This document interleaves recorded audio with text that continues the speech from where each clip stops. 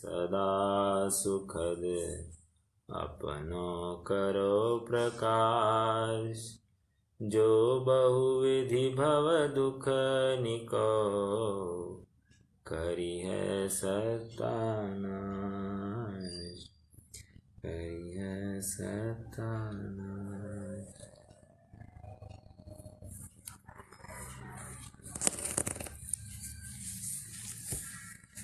वेदनीय कर्म इस जीव को किस प्रकार दुख देने में समर्थ है, उसकी बात हम विगत कुछ दिनों से यहाँ से देख रहे हैं।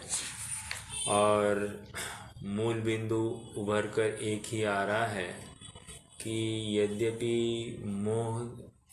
यद्यपि वेदनीय साता असाता रूप कहीं न कहीं निमित्त बन जाता है, लेकिन यदि वहाँ पर मोह नहीं हो तो ये बहिरंग निमित्त तो इस जीव को कुछ भी तकलीफ देने में समर्थ नहीं है।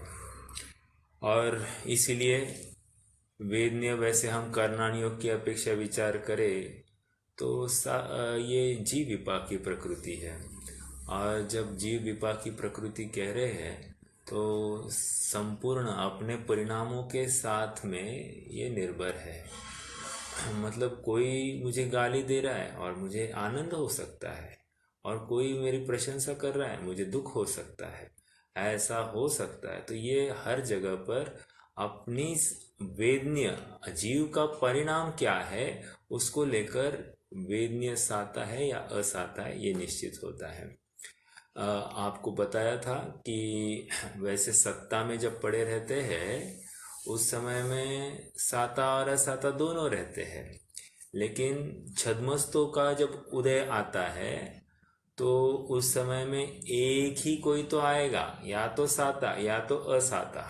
ओके, मतलब उस समय पर्टिकुलरली उस समय जीव को कैसे लग रहा है उसके ऊपर सब बात है। अब मान लीजिए मेरा ये हुलिया बना है, ओके, तो सफ़ेद बाल है, सब थोड़ा कान भी खराब है, आँख में गंदगी आई होगी, XYZ, बाल भी अभी कुछ है नहीं।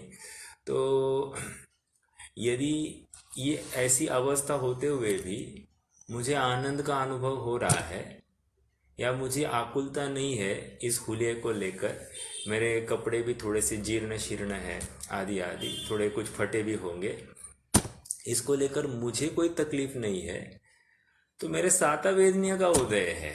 ओके, और मान लीजिए कोई मुझे देख रहा है और देखकर मेरी प्रति घृणा करता है, ग्लानि कर रहा है, उसके असाता वेदनीय का उदय है। मतलब ये टोटली हमारी सोच के ऊपर निर्भर करता है कि ये क्या है। समझ में आया?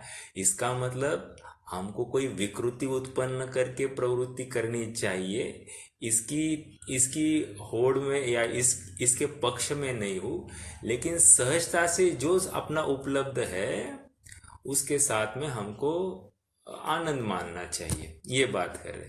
जैसे आज फैशन के नाम पर कोई फटे कपड़े पहनता हो या कपड़े टूटे फूटे पहनता हो, आपको आश्चर्य होगा। आश्चर्य क्या है, आपको तो सब जानते, मेरे से ज़्यादा आप जानते होंगे, लेकिन ऐसा ही योग बना कि किसी एक लड़की के कपड़े गलती से अपने यहाँ पर आ गए, तो वो कपड़े देखने में उसके टी शर्ट था और टी शर्ट पे मात्र स्ट्राइप्स, मतलब ऐसे फटे फटे कपड़े, जिसको कोई खरीदने के लिए, बेचने के लिए जाए तो कोई खरीदेगा नहीं, ऐसे कपड़े वो बाजार से खरीद कर लेके आए और उसमें आनंद मानता है जीव। तो जीव जिस कपड़ों में आनंद मान रहा है वो तो साता वेदनीय का उदय है निश्चित, लेकिन ये उसके विकृति का वो परिचायक है, वो अलग बात है। तो यहाँ पर हम साता वेदनीय और असाता वेदनीय की बात कर रहे हैं, और पंडित साहब मूलभूत कारण यह कह रहे हैं कि कितने अनुपात में इस जीव को दुख होगा या सुख होगा ये उसका मोह डिसाइड करेगा। मोह कम है तो उसको कम दुख होगा, अर्थात अपने आप वो असाता वेदनीय की इंटेंसिटी भी कम होगी, ये समझना चाहिए। बाह्य जितने भी कुपात्र है या पुत्र है, स्त्री है, जो विपरीत रूप परिणमित हो रहे हैं, ये सुख दुख के कारण सचमुच नहीं है। अपना मोह जो उनमें जुड़ा है, ये सचमुच सुख दुख का कारण है। और जिस समय में यह मोह घट जाता है, अपने आप वो दुख का कारण भी नहीं बनता है। जैसे मैं श्रेयांश के बारे में मुझे कोई बात है, तो मैं वही बात मेरे लिए तो बहुत मायने रखती होगी। क्यों? मेरा मोह है उसमें। और वही बात आप में से किसी के लिए, वो बात आपके लिए ओके, इट्स नॉर्मल थिंग, ये क्या है, हाँ होता होगा। तो वो क्यों हो रहा है ऐसा? वो बस मोह की हीना दिखता है। मेरा मोह ज्यादा है तो मुझे उसकी अहमियत ज्यादा लगती है, और आपका मोह कम है तो आपको एक नॉर्मल सी बात लगती है। ये ऐसा ही होता है, ये बस मोह से लेकर होता है और कुछ नहीं। अब यहाँ पर पेज नंबर 59 पे थे ना अपन।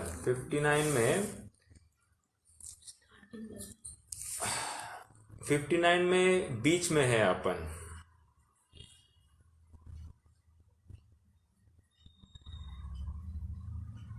नहीं, बीच का भी हो गया। लास्ट लास्ट दो तीन छोटे छोटे पैराग्राफ से। इस प्रकार इसके उपाय करते हुए कदाचित असाता मिटकर साता हो, वहां भी आकुलता बनी रहती है, इसलिए दुख ही रहता है। मतलब ये जितने भी धन से सुखी होने की कल्पना करता है, या फिर संयोगों को हटाने जुटाने से ये सुखी होने की कल्पना करता है, कह रहे ये सब उपाय झूठे हैं, इससे यह सुखी नहीं होगा। ओके, क्योंकि एक संतोष धन इसके जीवन में आ जाए, अपने आप यह आकुलताएं घट जाएगी और सुख को प्राप्त हो जाएगा। ठीक है, आगे बढ़ते। तथा ऐसे भी रहना तो होता नहीं है। उपाय करते करते ही अपने को असाता का उदय ऐसा आए कि उसका कुछ उपाय बन ही नहीं सके और उसकी पीड़ा बहुत हो, सही न जाए, तब उसकी आकुलता से विवल हो जाए, वहां महादुखी होता है। क्या कह रहे हैं कि मान लीजिए एक छोटा सा संयोग प्राप्त हुआ तो उसमें आकुलता हुई, असाता तो निश्चित रूप से थी, लेकिन उस संयोग को हटाने की कोशिश की और तीव्रता से असाता का उदय आ गया। तो कह रहे हैं कि इसमें हटाने के लिए तो अब असमर्थ हो जाता है, महाविवल होता है, और उस विवलता को लेकर आकुलता बढ़ती, आकुलता को लेकर ये ज्यादा दुखी होता है। सो इस संसार में साता का उदय तो किसी पुण्य के उदय से किसी के कदाचित ही पाया जाता है। बहुत जीवों के बहुत काल असाता ही का उदय रहता है, इसलिए उपाय करता है वे झूठे हैं। ये हमने कर्णानियों के माध्यम से हमने समझी थी कि साता का उदय असाता की अपेक्षा से 50% होता है। मतलब असाता अगर बनती है तो मान लीजिए 30 कोड़ा कोड़ी के लिए बनती है, 30 या 20 कोड़ा कोड़ी के लिए बनती है, तो नहीं 30 कोड़ा कोड़ी, तो साता का उत्कृष्ट बन 15 कोड़ा कोड़ी ही होगा। निष्कर्ष इतना ही है कि साता अल्प स्थिति के लिए बनती है, लेकिन असाता बड़ी स्थिति के लिए लेकर बनती है, और कालांतर में ये साता भी असाता रूप कन्वर्ट होती हुई देखी जाती है। क्यों? क्योंकि साता का विशेष लाभ तो यहाँ पर संगी अवस्था में ही विशेषता उसकी महसूस होती है।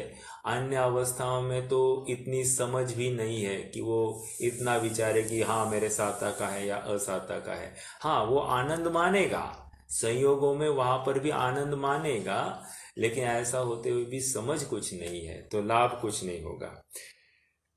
हाँ जी, पेज नंबर 60 पर आ जाइए।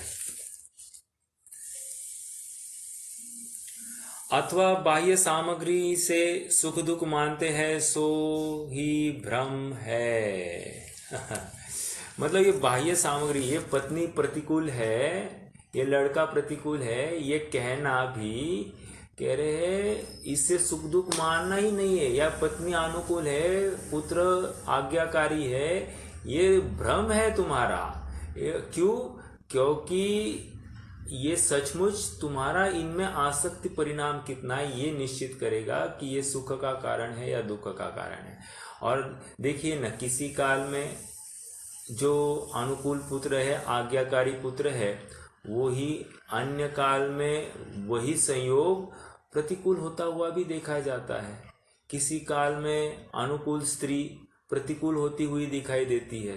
तो ये जो कुछ है कि इन सामग्री को लेकर उसमें इष्ट अनिष्ट कल्पना वर्तती है, और वो इष्ट अनिष्ट कल्पना ही भ्रम है, क्योंकि सामग्री सचमुच मुझे सुखी दुखी नहीं कर रही है। मेरा उसमें राग कितना है या उसमें कर्तृत्व बुद्धि कितनी है, वो मुझे सुखी दुखी कर रही है। आइए थोड़ा सा आगे बढ़ते हैं। सुख दुख तो साता असाता के उदय होने पर मोह के निमित्त से होते हैं, ऐसा प्रत्यक्ष देखने में आता है। रामचंद्र जी, सीता वन के लिए चली गई, वन में छोड़ दिया, कोई प्रॉब्लम नहीं, और ये अब वन से लौट कर आई है, अग्नि परीक्षा दी है, सफल हो गई है, और अब चली फिर से वन की तरफ, तो अब मूर्छित हो रहे हैं। उस समय मूर्छित नहीं हुए थे और अब मूर्छित हो गए हैं। कारण क्या है? उस समय मोह नहीं था, उस समय में द्वेष था, और द्वेष था या फिर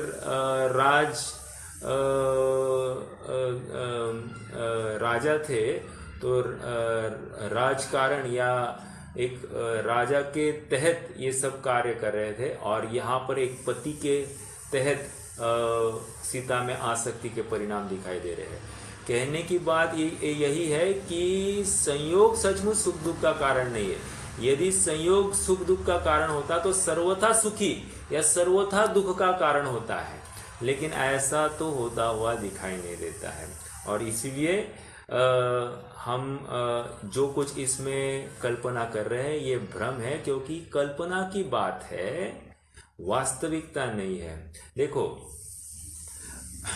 मेरा बंगला है, अब ये बंगला कभी मेरे लिए दुख का कारण भी बन सकता है, और यही बंगला मेरे लिए सुख का कारण भी बन सकता है। तो इसमें मेरी मान्यता किस प्रकार की है उसको लेकर ये सब बातें चलती है।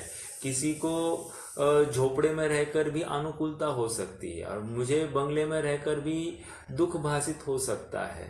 तो सामग्री फर्क नहीं करती। और यही आपको एक बहुत अच्छी बात बताऊं, देखिए मेरे पास एक टू व्हीलर थी, और वो टू व्हीलर घर वालों तो ताने देते थे, श्रेयांश की मम्मी, और भंगार गाड़ी करके बहुत ताने देते थे, और उनको शर्म भी आती थी उस टू व्हीलर पर बैठने, मतलब इतना स्वयं को दीनहीन समझ लेते थे। अब हुआ ऐसे कि मैंने वो गाड़ी बेचने का निश्चित कर दिया, और ग्राहक भी आ गया, ग्राहक को आकर दे दी मैंने, मान लीजिए 8,000 को दे दी। अब 8,000 को दे दी। अब हुआ ऐसे कि 2-3 साल बाद वही ग्राहक मुझे किसी जगह पर मिला, अभी ये सत्य घटना है, और जैसे ही मिला उसने पहले कृतज्ञता व्यक्त की, भैया आपकी गाड़ी बहुत बढ़िया थी, और अभी भी आज भी उस गाड़ी में 1 रुपये का प्रॉब्लम नहीं है, और माइलेज भी अच्छा दे रही है। देखो ये सब सत्य बात है। हाँ, और मतलब, और बाद में ये भी बोला कि आपसे मैंने 8,000 में ली, और मुझे वह अगले ही दिन 12,000 में गिराइक था। अब ये सुनकर मुझे कितनी तकलीफ हुई होगी। कहने की बात इतनी है कि जिस संयोग को हमने असाताकारी मान रहे थे और उसको निकालने के लिए हम तुले थे, वही संयोग अब ये सेकेंड हैंड गाड़ी वो उसको लक्ष्मी की तरह घर पे लेके गया, हार वार पहनाया, और हमने उसको 12-15 साल में उसको ठीक से धोया भी नहीं होगा। कहने की बात इतनी ही है कि जिसे हमने तुच्छ जानकर छोड़ दिया, उसे ही कोई मतलब नए से भी अच्छा व्यवहार करके उसको घर ले जा रहा है। समझ में आ रहा है क्या? अर्थात ये अपनी दृष्टि का तो फेर है। समझ में आया? तो सामग्री सचमुच सुख दुख का कारण नहीं है, वो तो हमारी उसमें जो दृष्टि है, उसमें एकत्व ममत्व कितना है, वो हमारे लिए सचमुच तकलीफ का कारण है। एकत्व पूरा 0 हो गया है, अभी नेगेटिव, वो यूटिलिटी इंडेक्स माइनस में गया होगा तो साहब वो फोकट में भी देने के लिए पड़ा है। और यदि यूटिलिटी इंडेक्स अभी पूरा हुआ ही नहीं है तो ये इसको लाख बातें हो खर्चा करके भी उस गाड़ी को बनाए रखेगा, ऐसे भी हो सकता है। समझ में आ रहा है? तो ये अपनी आसक्ति कितनी है उसका ये सब पैमाना है। और ये मतलब आप बीती बात है और आप सबके साथ में भी घटित हुई होगी, ऐसा नहीं कि ये मेरे साथ हुई है, सबके साथ होता ही होता है। ठीक है, आइए आगे बढ़ते हैं। ऐसा प्रत्यक्ष देखने में आता है, लक्ष्य धन के, आप उदाहरण दे रहे हैं, लक्ष्य धन के धनी को सहस्त्र धन का व्यय हुआ तब वह तो दुखी होता है। लक्ष्य धन 1 लाख लखपति था, अब ये 300 साल पहले की बात है।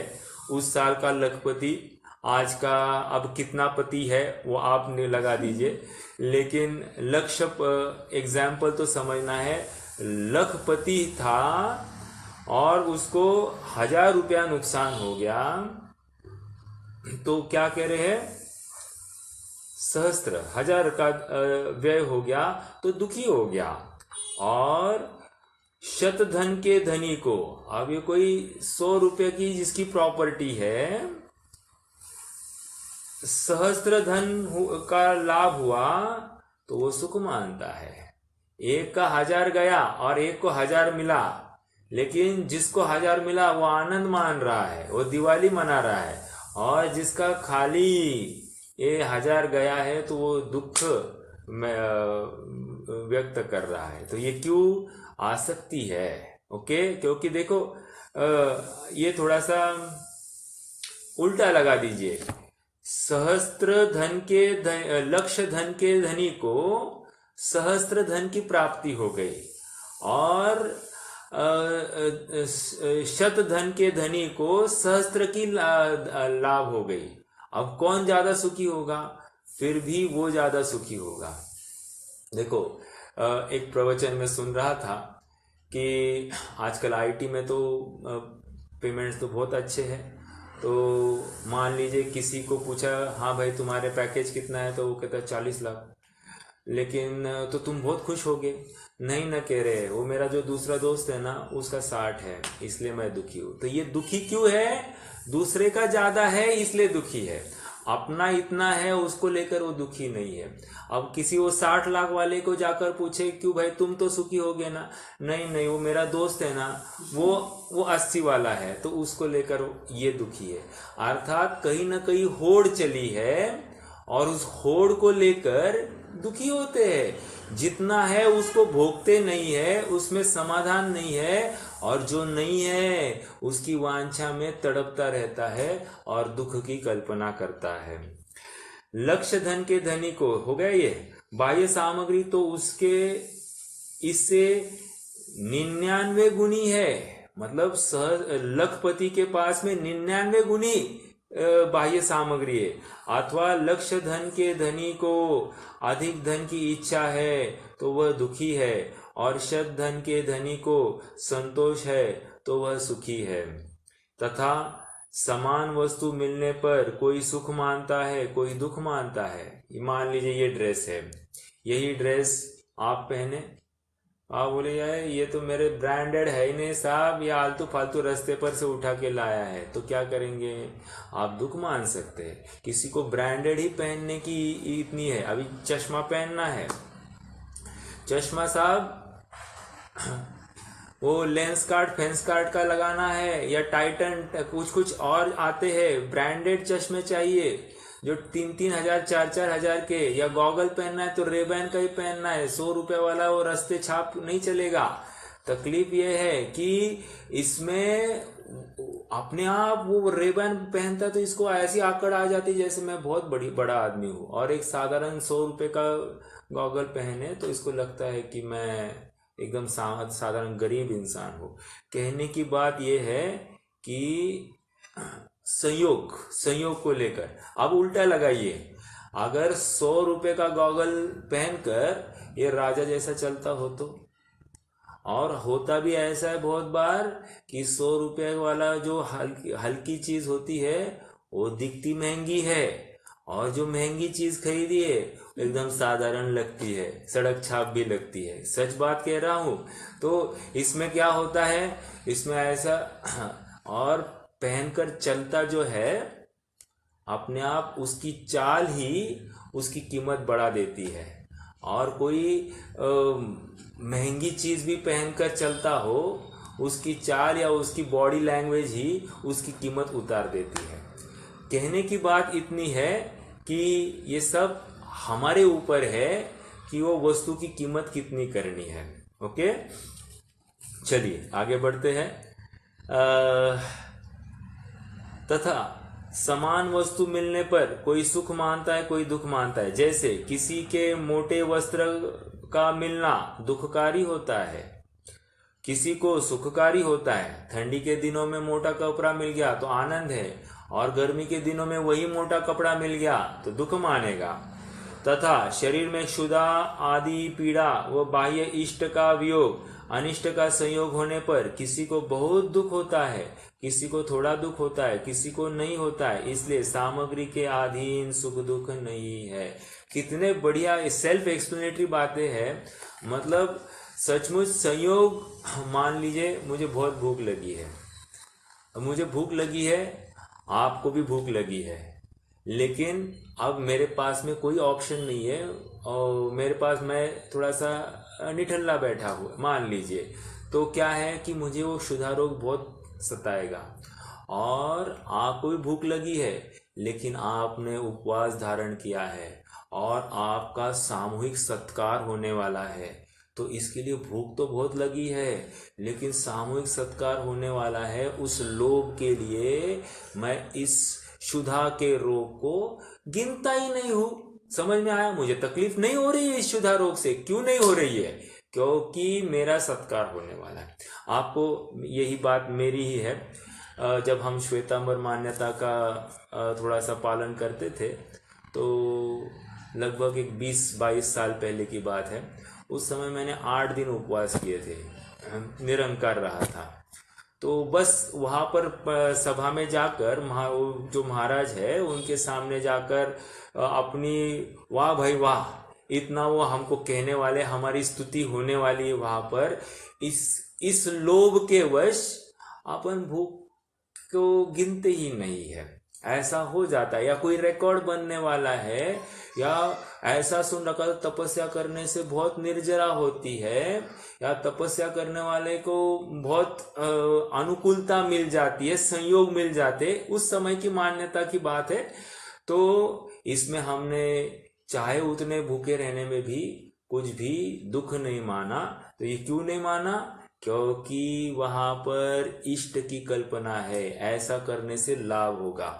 अब जब यहाँ पर मुझे अभी वर्तमान में मान लीजिए भूख लगी और मुझे भोजन मिलने में 5 मिनट भी देरी हो जाए तो मतलब तल पैर की आग मस्तिष्क में चढ़ जाए। ये ऐसा होता है कि नहीं होता है? तुमको इतना भी समझ में नहीं आता है?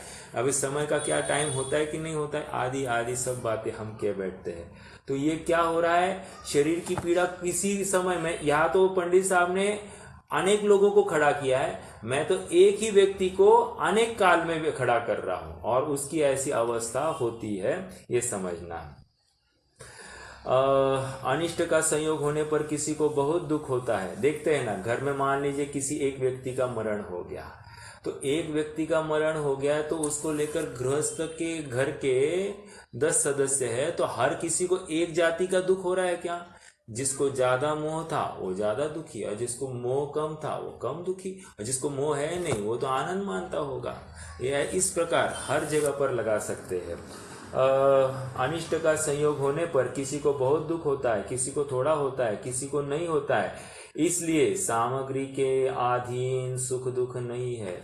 मान लीजिए, अब छोटी सी बात है, ये अभी अपनी सहभागी लोग हैं, मान लीजिए 15 के ऊपर ही नहीं जा रहा है। अब 15 नहीं जा रहा है, इसको लेकर मैं आकुल भी हो सकता हूँ और इसको लेकर मैं आनंद भी मान सकता हूँ। क्यों? दो अपेक्षा है। जिस प्रकार से मैं देख रहा हूं, अब मेरी इच्छा है कि नहीं नहीं, कम से कम 50 लोग तो जुड़ने चाहिए, तो फिर ये 15 का आंकड़ा सुनकर मैं थोड़ा सा दुखी हो जाऊंगा।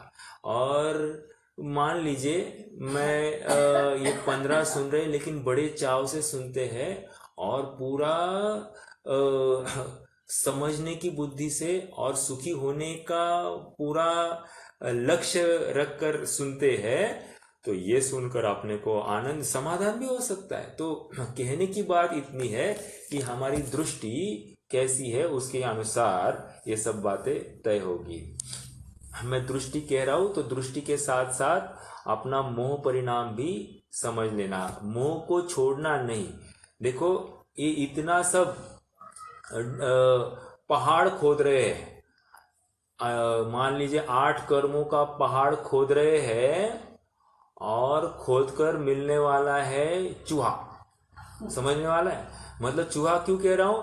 क्योंकि एक ही आंसर है, मोह, और कुछ नहीं है। तो इस मोह को समझाने के लिए 8 कर्मों का डिसेक्शन, खुदवाई कर रहे हैं और बस ये मोह की वजह से दुखी है, ये निश्चित करने वाले हैं। ओके, आइए थोड़ा सा पढ़ते हैं आगे। अब बहुत अच्छा प्रश्न है। हो गया क्या ये पैराग्राफ? हाँ। साता असाता का उदय होने पर मोह के परिणाम के निमित्त से ही सुख दुख मानते हैं। अब बहुत अच्छा प्रश्न है।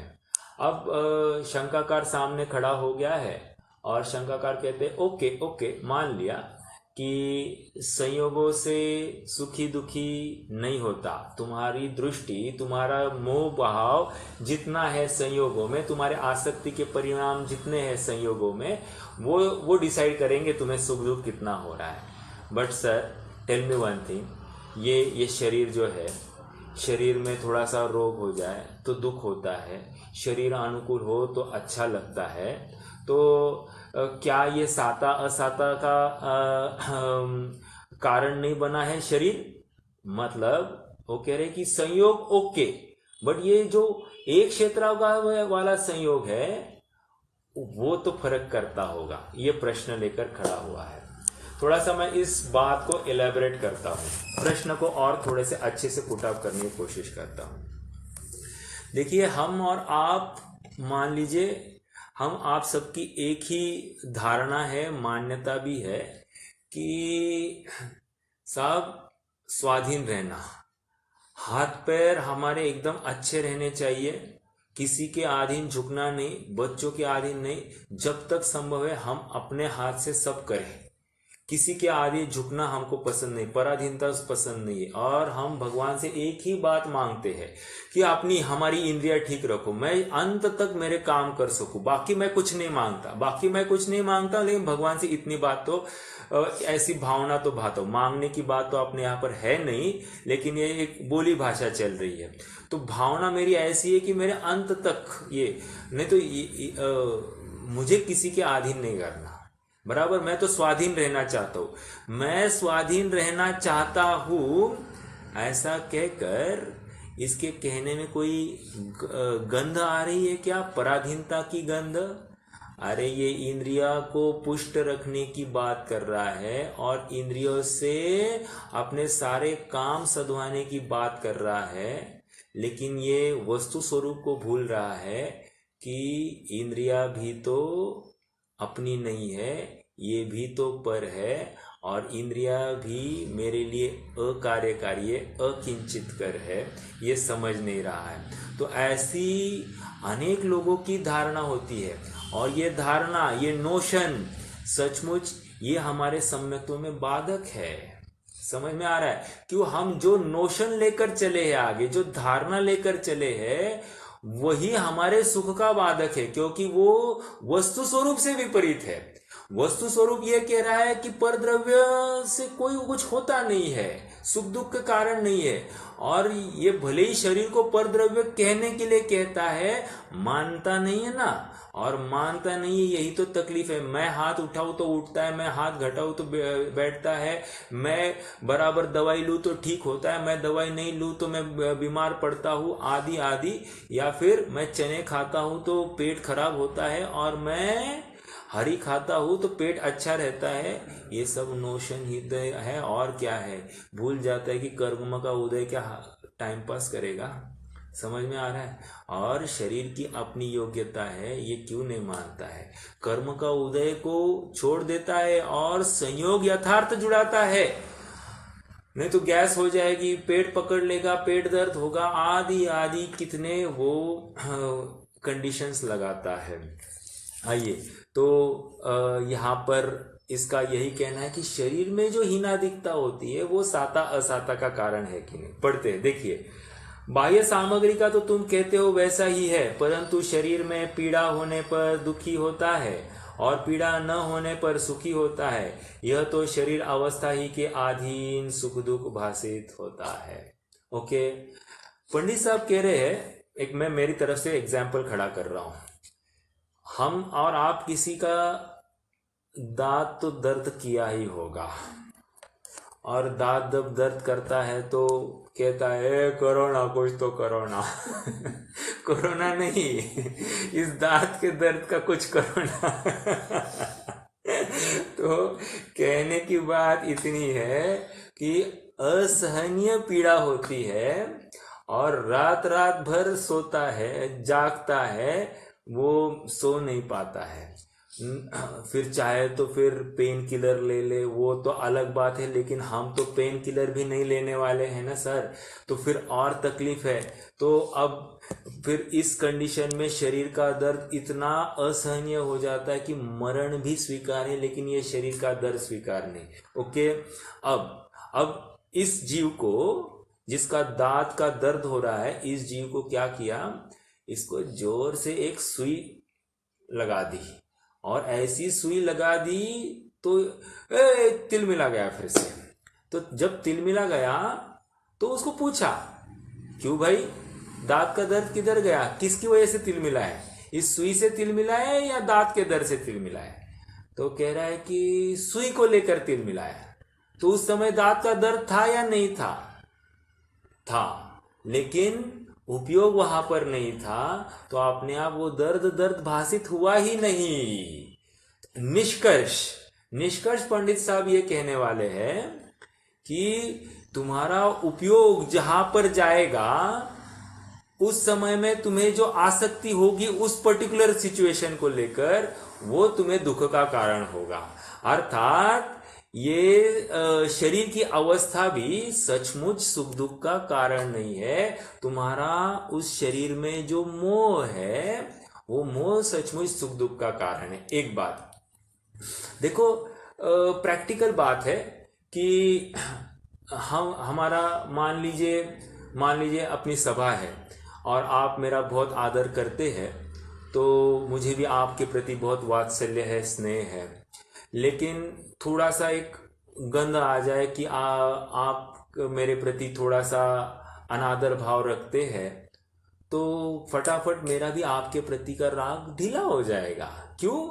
क्योंकि वो तो एक कंडीशनल है ना, तो वो उसको कम करना है। आपसे राग कम करने के लिए मुझे कोई ज्यादा दिक्कत नहीं, इमीडिएटली विरक्ति हो सकती है। घर वालों के साथ में भी अपने से विपरीत परिणमित होते हुए भाषित हो जाए तो अपने आप ये मेरे काम के नहीं है, फटाफट छोड़ सकता है। हो सकता है कि नहीं? हो सकता है।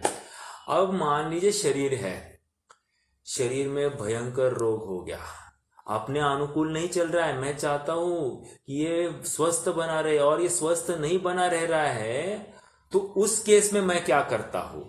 उस केस में उससे विरक्त नहीं और आसक्त होता हूं, और आसक्ति इस तरह की कि अब इसको ठीक करके ही रहूंगा, मतलब इसकी पूरी सेवा के लिए मैं तत्पर हो जाता हूं। ऐसा इस शरीर के प्रति का राग है। और वो जितने अनुपात में राग है, उतने अनुपात में मुझे दुख होने वाला है। ओके, तो क्यों? ठीक नहीं हो रहा है ना, और ठीक नहीं होने का ये आकुलता का परिणाम को लेकर दुख होने वाला है। आइए समाधान को पंडित साहब के माध्यम से पढ़ते हैं। आत्मा आत्मा का तो ज्ञान इंद्रियाधीन है, और इंद्रिया शरीर का अंग है। सी कैसा कोरिलेट कर रहे हैं? पहले आत्मा इंद्रियों के माध्यम से जानता है, और इंद्रिया शरीर का अंग है, इसलिए इसमें जो अवस्था हो उसे जानने रूप ज्ञान परिणमित होता है। उसके साथ ही मोह भाव हो, उससे शरीर की अवस्था द्वारा सुख दुख विशेष जाना जाता है। होता क्या है, ये ज्ञान से इसको लगता है कि मैं ज्ञान इंद्रियों के द्वारा ही जानता हूं। अब इंद्रिया ही काम नहीं करेगी तो मैं कैसे जान पाऊंगा? तो जानने के लिए असमर्थ हो जाऊंगा, मैं अपाहिज सा स्वयं को महसूस करता है, और इसलिए और वो अपाहिज का सा महसूस करने में मोह कार्यकारी है, और इसलिए वो दुखी होता है।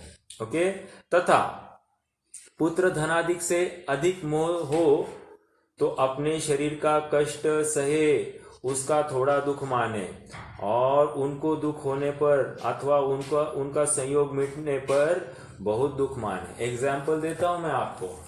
मान लीजिए मैं बेड रिडन हुआ अभी, ओके, और बहुत तेज बुखार है, उठने की भी सामर्थ्य नहीं, पूरा शरीर में ऐसा निर्बल सा हो गया हूं, और इतने में पता चले श्रेयांश गिर गया है कहीं, बस इतना ही गिर गया है तो ये फटाफट कहां से बल आ जाता है, उठ जाता हूं और उसको देखने लग जाता हूं। होता है कि नहीं होता है?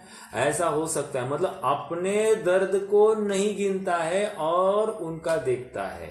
क्यों? क्योंकि आसक्ति भाव वहां पर, मतलब मोह जहां पर ज्यादा है, शरीर से ज्यादा मोह संयोगों में हो तो संयोगों के लिए झुकाव ज्यादा होगा। यदि संयोगों से ज्यादा मोह शरीर के प्रति हो तो शरीर के प्रति झुकाव ज्यादा होगा। ऐसा सहज ही दिखाई देगा। ओके भैया सुनो ना एक। हाँ बोलिए ना भैया। अभी अपन ने पहली लाइन पढ़ी थी ना, आत्मा तो ज्ञान इंद्रिय म्हणजे इंद्र के द्वारा हम जानते हैं, और नहीं रहेगा तो नहीं जानेंगे, ऐसा है? हाँ नहीं ऐसा है भैया। देखो, छद्मस्त अवस्था में यदि पर वस्तु को जानना है तो इसमें इंद्रिया ही कार्यकारी है, निमित्तभूत है। मैं मतिश्रुत ज्ञान की चर्चा कर रहा हूं। तो जब तक मतिश्रुत ज्ञान के माध्यम से जानना है इस जीव को, पर वस्तु को, तो उसमें इंद्रिया रूपी अवलंबन होगा ही होगा, और उसकी बात यहाँ पर कह रहे हैं। हाँ, जब अपने स्व को जानना है उस समय में फिर इंद्रिया की भी जरूरत नहीं होती है। एक छोटा सा उदाहरण मैंने पहले भी दिया था, अभी फिर से देता हूँ। जैसे हमको घर के बाहर जाना है तो हम घर के बाहर निकलते तो हम चप्पल जूता पहनकर निकलते हैं कि नहीं? निकलते हैं। अब हम बाहर से आ गए और अब घर में प्रवेश करने वाले, तो हम जूता चप्पल पहनकर अंदर जाएंगे या जूता चप्पल निकाल कर अंदर जाएंगे? लॉजिकली कौन कैसे जाता है मुझे मालूम नहीं, लेकिन एक उपचार का कथन है कि बिना चप्पल का हम अंदर आएंगे। वैसे ही ये चप्पल जूता मतलब बाहर में वर्तने वाला मतिश्रुत ज्ञान, और वो मतिश्रुत ज्ञान सॉरी इंद्रिया, आई एम रॉन्ग, ये जो इंद्रिया है ये चप्पल है।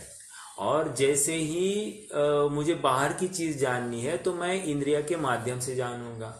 अब मुझे बाहर की चीज नहीं जाननी, अंदर की चीज जाननी है, तो उस समय में मैं उस चप्पल जूते का उपयोग क्यों करूंगा, अर्थात उस इंद्रिया का उपयोग क्यों करूंगा? अब डायरेक्टली अतीन्द्रिय हो जाऊंगा। संयम्य करण ग्राम में एकाग्रत्वेन चेतस, अर्थात मैं करण रूपी ग्राम से निवृत्त हो जाऊंगा और एकाग्र होकर अपने आत्म स्वरूप में लग जाऊंगा। ऐसा हो जाता है। तो जानता तो ज्ञान से है, लेकिन छद्मस्त अवस्था में पर को जानने के लिए इसको इंद्रिय का अवलंबन पाया जाता है, इसलिए इंद्रिया से जानता है, ऐसा निमित्त को के लेकर कथन किया गया है। ये भाषा शैली ऐसी चलती है। ठीक है? ठीक है। ओके। हाँ, तथा पुत्र धनादिक से अधिक मोह हो तो अपने शरीर का कष्ट सहे, उसका थोड़ा दुख माने, और उनके दुख होने पर अथवा उनका संयोग मिटने पर बहुत दुख माने। और मुनि है वे शरीर को पीड़ा होने पर भी कुछ दुख नहीं मानते, इसलिए सुख दुख का मानना तो मोह ही के अधीन है। एग्जाम्पल दिया है इन्होंने कि ये शरीर की पीड़ा को भी कम करके यदि पुत्रादिक में मोह ज्यादा है तो उनके प्रति भागता है।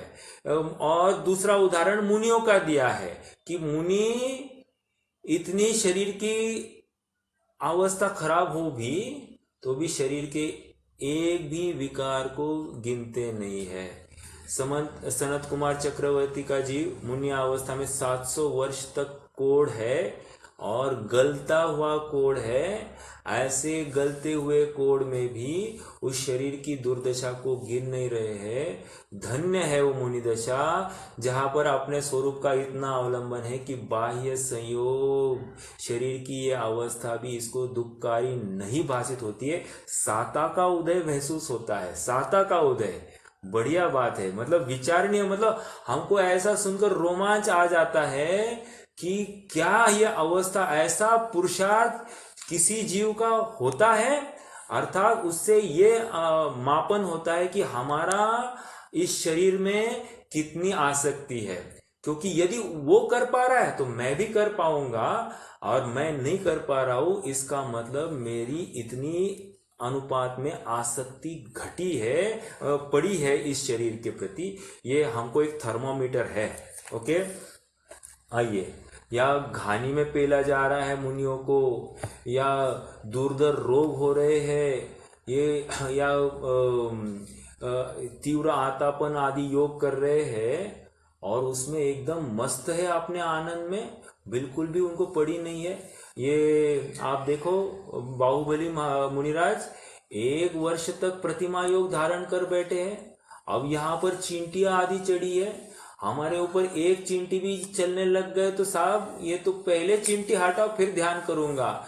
ये तो वर्ष भर एक ही अवस्था में हिले तक नहीं, ऐसी दृढ़ता, ऐसा आनंद उनको अपने आत्म स्वरूप का आता होगा, बाहर कुछ गिनते नहीं होंगे, इतनी दृढ़ता होगी तो वो सहज वो अवस्था बाहर दिखाई देती है।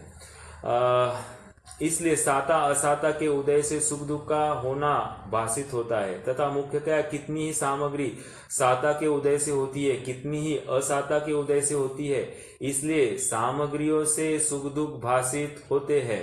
परंतु निर्धार करने पर मोह ही से सुख दुख का मानना होता है। बाहर से आप कह सकते हो कि मोटा मोटा, जैसे कोई मुकेश अंबानी, अभी हम क्या कहेंगे उसके साता का उदय है या असाता का उदय।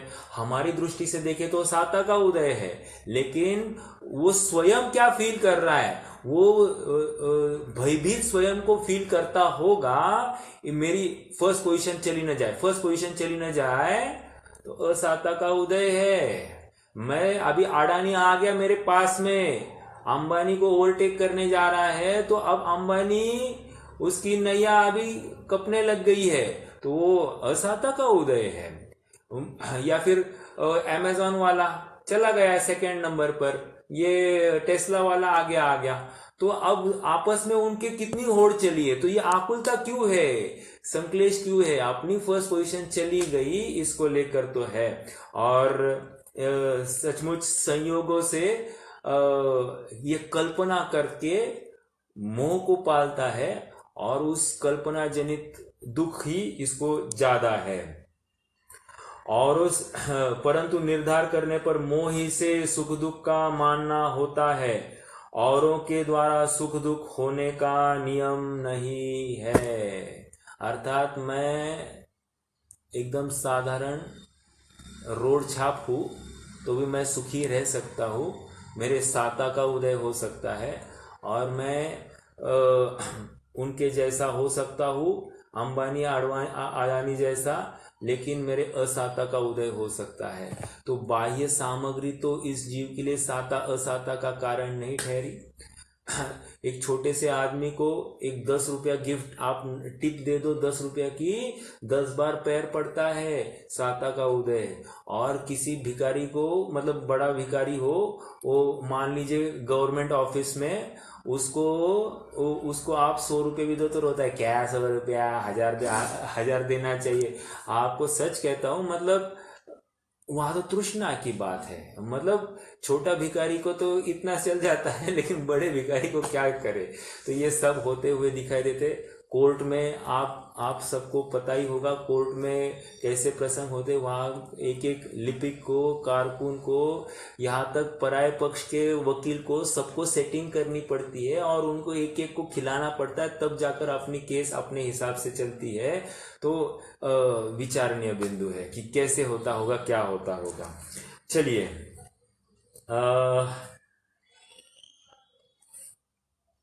इसलिए सुख दुख को मोहजनित ही मानना कहा गया, यही है ना।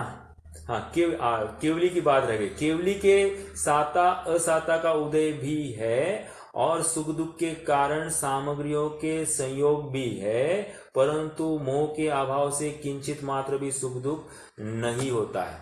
इसकी चर्चा करनी है, बहुत ही मार्मिक बिंदु है। फिर से पढ़ते हैं। देखो, केवली के जरा गौर से उपयोग देकर पढ़ना महत्वपूर्ण बिंदु है। केवली के साता असाता का उदय भी है एक, और सुख दुख के कारण सामग्री का संयोग भी है दो, परंतु मोह के अभाव से किंचित मात्र भी सुख दुख नहीं है तीन। क्या कह रहे हैं, थोड़ा समझाता हूं मैं। देखिए, जो छद्मस्त जीव होते हैं ना, छद्मस्त जीवों का साता या असाता किसी एक का उदय आएगा। सत्ता में पड़ी रहेगी, साता असाता दोनों पड़ी रह सकती है, लेकिन उदय इसको फील कैसे होगा, या तो साता का होगा या तो असाता का होगा, दोनों का मिश्र नहीं होगा। ओके, ये इतनी पहली बात तो ये हो गई। तो निष्कर्ष इतना है कि छद्मस्त जीव के या तो साता का उदय या तो असाता का उदय। मतलब क्या, अंबानी है, इतना बड़ा आदमी है, और यदि अभी वो किसी संयोग के वियोग से दुखी हुआ है, तो वो दुख इतना बड़ा आदमी होते हुए, अभी श्रेयांश कुछ पढ़ रहा था, रिलायंस कुछ 1 मिनट में 9 लाख कुछ तो ऐसे कमाते हैं, कुछ वो बता रहा था। मैंने कहा फालतू बात है बेटा, क्यों उसमें अटक रहे हो। बट कहने की बात, वो इतनी कमा रहा है।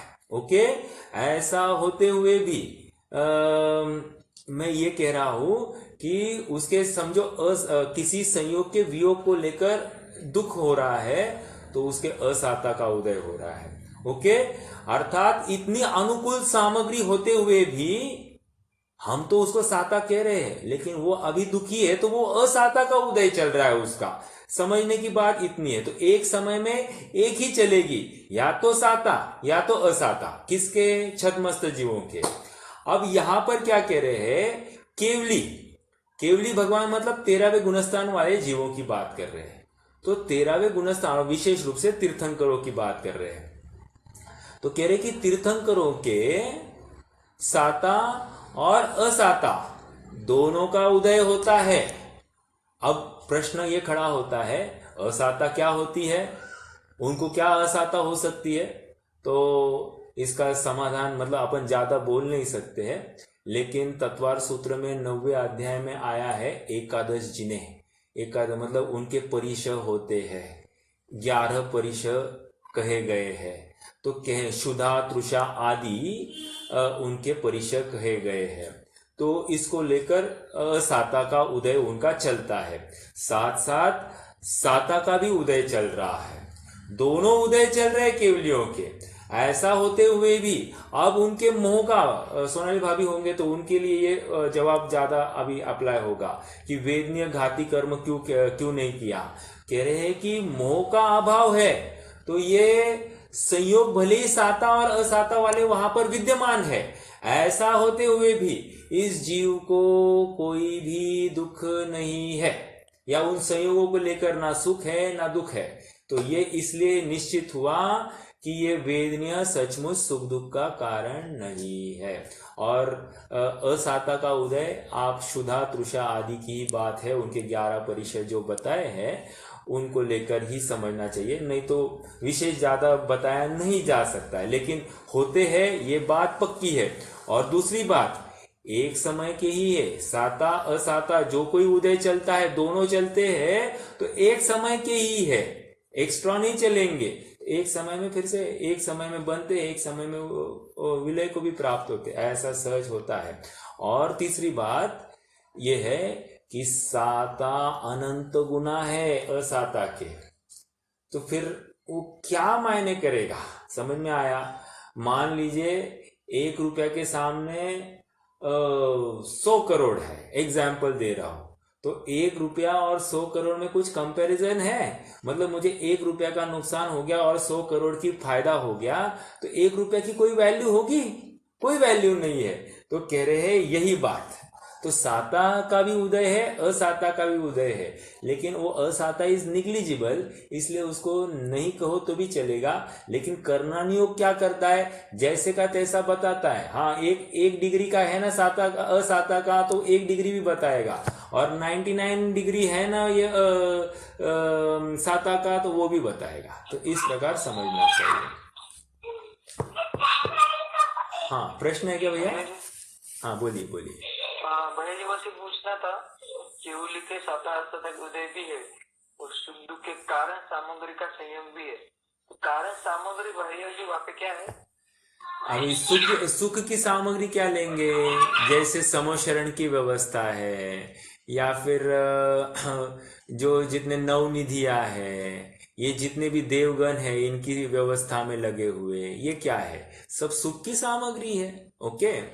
और इंद्र निश्चित करता है, हर एक समोशरण की व्यवस्था करता है। इनको कुछ टेंशन है क्या, यहाँ पर आज अभी कार्यक्रम करना है तो कोई टेंशन नहीं, इंद्र पूरी व्यवस्था करता है, इनको खाली एक अभी ओंकार ध्वनि छोड़नी है। तो ये जितना कुछ है ये साता का कारण बताया। और असाता का जैसे मैंने बताया कि ये परिचय जो बताए गए हैं वो असाता की अपेक्षा लिए जा सकते हैं। ठीक है, विशेष कुछ गिनाया तो नहीं है वैसे, लेकिन ये इसी रूप में है, ये समझना पड़ेगा। ठीक है, हाँ बोलिए ना भाभी जी। साता और असाता दोनों साथ में रहेगा क्या उदय से? यस, उनका दोनों साथ में है।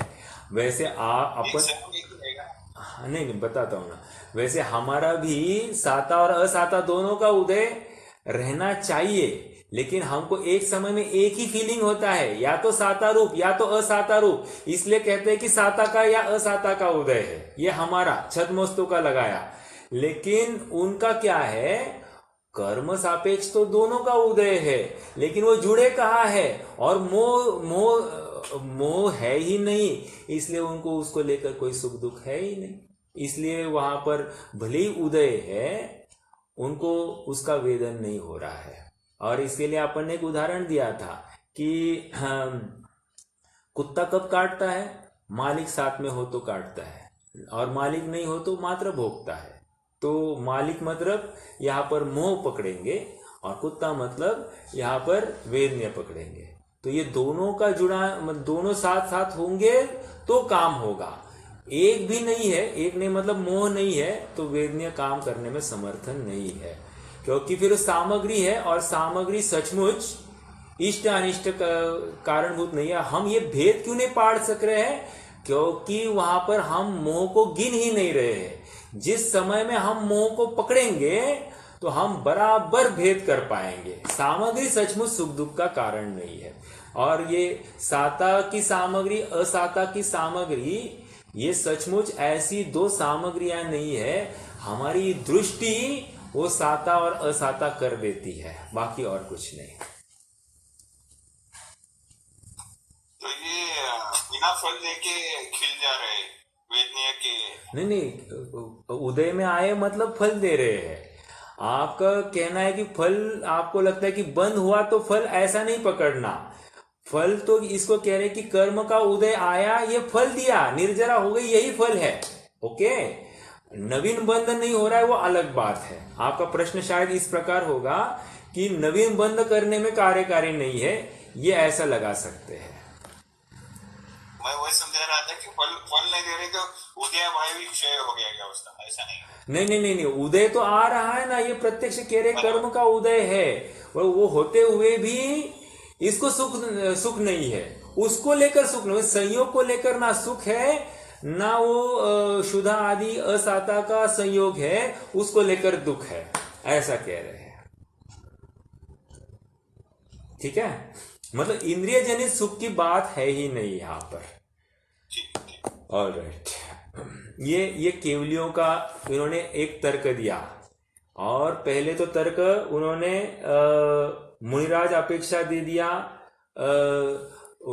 छद्मस्तों का, जहां पर बच्चों आदि में ज्यादा आसक्ति है उसको लेकर दिया, ऐसा हो सकता है। देखिए ना, जैसे फॉर एग्जाम्पल हमको ऐसा पता चले कि मान लीजिए मुझे पैसे में बहुत आसक्ति है, और अभी पर्व के दिन है, और पर्व के दिन होते हुए भी मैं व्यापार आदि में प्रवृत्ति कर रहा हूं, तो ये क्या हो गया, ये मुझे संयोग के प्रति आसक्ति भाव है, उसको लेकर मेरी प्रवृत्ति वहां होती है, तो मोह ही मुझे वो कार्य कराता है।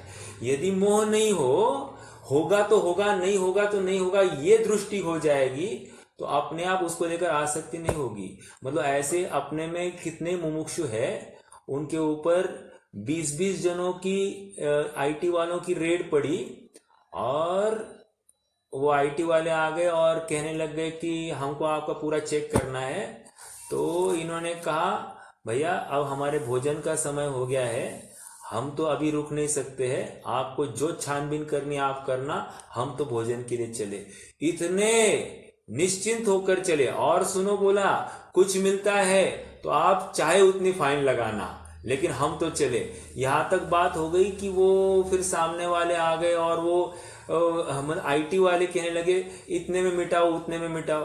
अरे मिटाना है ही नहीं, तकलीफ है ही नहीं, तो आप इसमें हमको क्यों डरा रहे हो। तो इस प्रकार के निश्चल्य भी जीव होते हुए दिखाई दे सकते हैं। तो आसक्ति जितनी है उसको लेकर दुख है, आसक्ति नहीं है तो दुख भी नहीं है।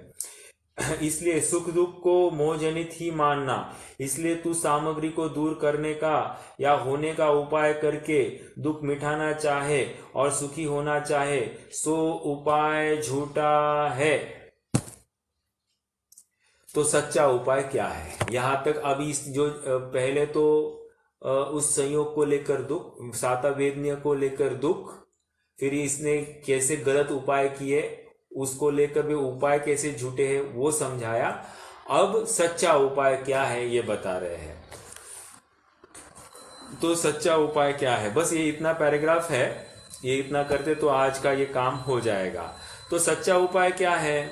सम्यक दर्शन आदि से भ्रम दूर हो, तब सामग्री से सुख दुख भाषित नहीं हो, अपने परिणाम ही से भाषित होता है, तथा यथार्थ विचार के अभ्यास द्वारा अपने परिणाम जैसे सामग्री के निमित्त से सुखी दुखी न हो वैसे साधन करे, तथा सम्यक दर्शनादि की भावना से ही मोहमंद हो जाए, तब ऐसी दशा हो जाए कि अनेक कारण मिलने पर भी अपने को सुख दुख नहीं होता, तब एक शांत दशा रूप निराकुल होकर सच्चे सुख का अनुभव करता है, और तब सर्व दुख मिटकर सुखी होता है।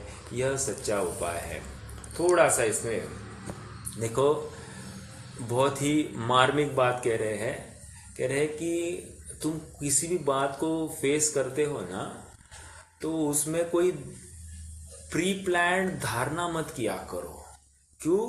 कि ये मुझे दुख देने वाला है, ये मुझे सुखी करने वाला है। ऐसा पर पदार्थ में तुम जो भेद डिस्टिंग्विश करते हो, डिस्क्रिमिनेट करते हो, यही तुम्हारे दुख का कारण है। क्योंकि एक तो पर पदार्थ तुम्हारे सुख दुख का कारण है, एक बात। फिर दूसरा कह रहे कि तुम जिस ज्ञान से जो पर को जान रहे हो, उस ज्ञान में भी कर्ता बुद्धि करते हो, अर्थात ये इंद्रिया है, आंख है, तो मैं आंख से देखता हूं, ये दिन रात मैंने ऐसा एक नोशन, एक धारणा बना दी है कि अब मैं ये विचार ही नहीं कर पा रहा हूं कि मैं बिना आंख के भी जान सकता हूं, ऐसा मैं विचार ही नहीं कर पा रहा हूं। और जब तक मैं ऐसा विचार नहीं कर पाता हूं कि पांचों इंद्रिया के बिना भी मैं रह सकता हूं, मेरा जीवन चल सकता है, मैं भोजन के बिना भी रह सकता हूं, मेरा जीवन चल सकता है, ऐसा जब तक मैं दृढ़ता या निश्चय पूर्वक नहीं मानूंगा, तब तक मेरा भ्रम दूर नहीं होगा, तब तक पर पदार्थों में मेरी इष्ट अनिष्ट की बुद्धि बनी रहेगी, अर्थात पर पदार्थ में मेरा मोह रहेगा। और जब तक मोह रहेगा तब तक मैं उपाय भी गलत ही करता रहूंगा, और मैं जब तक उपाय गलत करता हूं मैं तब तक सुखी नहीं होऊंगा, अर्थात मैं संसार में परिभ्रमण करूंगा ही करूंगा। और इसलिए उपाय यही है कि जैसी वस्तु है वैसा निर्णय करना, जो भी परद्रव्य का परिणमन है वो उसके अधीन है, मेरे परिणमाने से कोई परद्रव्य परिणमता नहीं है।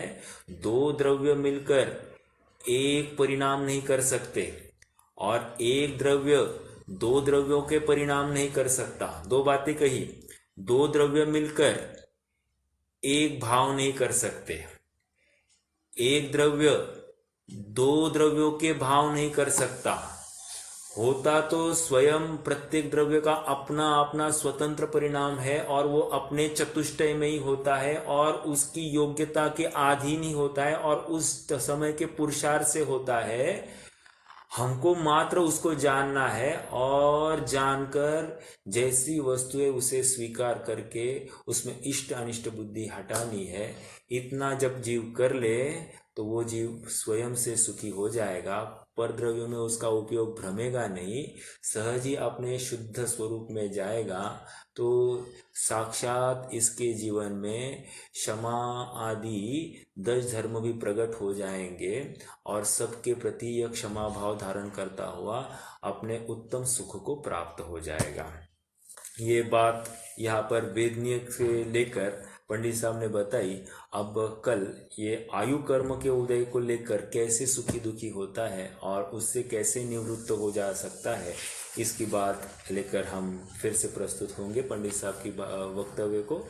आज के लिए रुकते हैं। कोई प्रश्न है तो कर सकते हैं, नहीं तो फिर जिनवानी स्तुति करेंगे।